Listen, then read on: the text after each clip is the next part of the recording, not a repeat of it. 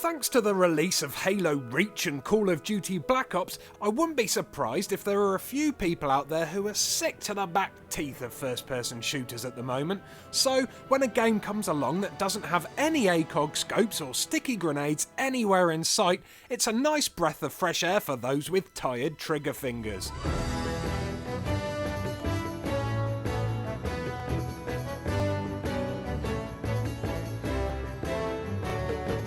Majin and the Forsaken Kingdom is one such game. It's a third-person action-adventure set in a magical land which has been overrun by an evil blanket of darkness which has absorbed the kingdom's inhabitants and transformed them into invincible hordes of mask-wearing monsters.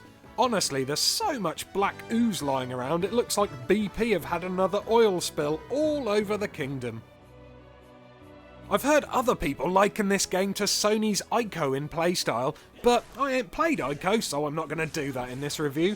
I'm going to liken it to Zelda instead, as both games feature magical weapon-based combat and environmental puzzles, some of which are impassable and can only be solved once you gain new abilities from other areas in the game world. You play as a young man who can talk to animals. No, it's not Dr. Dolittle. The character you play as is a thief called Tepeu, who has been guided by the voices of birds all the way to a huge castle in which is imprisoned the titular hero of the piece, the Majin.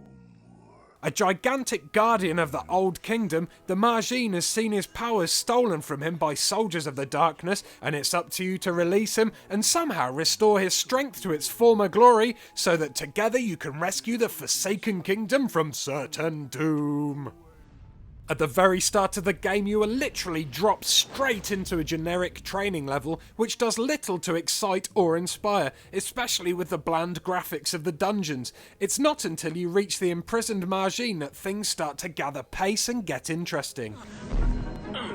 The Majin himself is little more than a big lumbering oaf with the Blue Peter garden on his back and a giant koala nose slapped onto his cuboid head.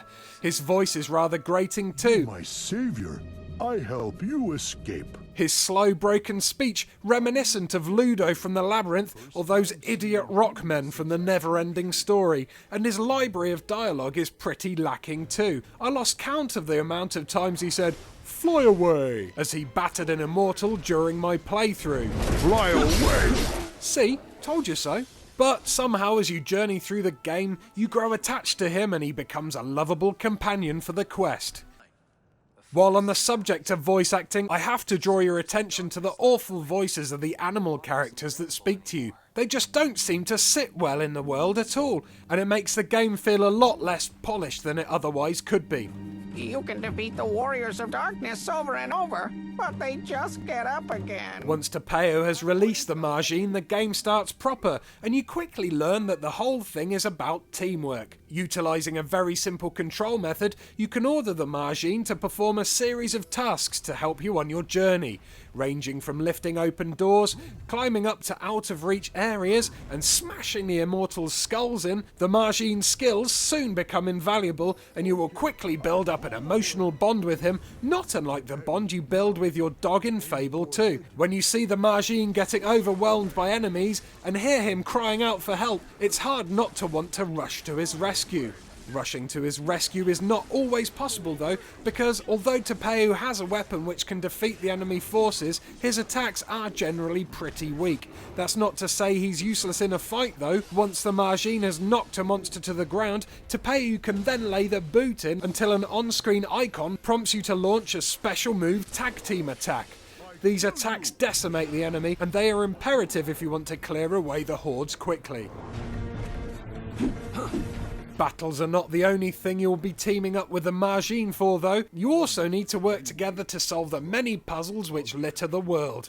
At first the puzzles are straightforward, unlocking gates so the Majin can lift them for example, but as you progress you encounter routes that are blocked and are totally inaccessible without a special power. That is until you feed the big-horned hero with special fruits which give him back his strength and his magic powers such as wind and fire, which can then be used to move the barriers and defeat the larger boss class enemies.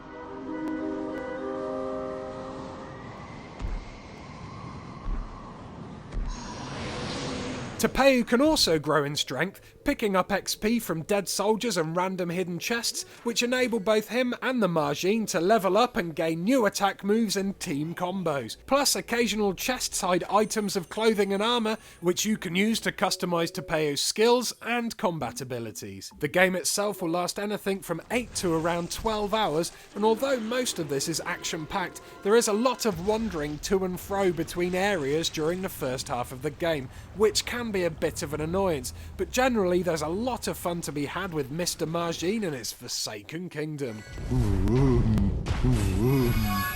I was constantly reminded of Namco's other recent third-person action game as I played through Majin. The graphical style, teamwork aspect, and even the different types of enemies are very similar to Enslaved Odyssey to the West, and although Enslaved is shorter and less deep, somehow I enjoyed it slightly more. There are a whole host of niggles here, which, although are only minor, just brought the game down a notch in my overall estimations. Firstly, the screen can get cluttered with text and instructions, which often obscures parts of the action. The camera is pretty bad, it doesn't follow the action all that well, and I found myself disappearing off screen during many of the battles, meaning I had to stop attacking in order to move the camera around, which resulted in the enemy getting a few cheap hits in. The animals which give you hints often give them in the most patronisingly annoying ways ever, and finally, when Tepeu picks things up, he runs in the weirdest way. It's almost like he's had a brown accident in his pants, and he's walking in such a way to stop the contents of his keks running down his legs and exposing his colon calamity to the world. But these are all minor problems and the plus points outweigh them totally. If you can look past them, you will find a very enjoyable, family-friendly puzzle platformer that younger gamers especially will love. The theme of friendship, trust and bonding is an old one, but it fits so well into Majin and the Forsaken Kingdom that it feels fresh and charming. The main characters are lovable, the story is heartwarming, and best of all, it doesn't half make for a beautiful diversion from all those headshots and kill streaks.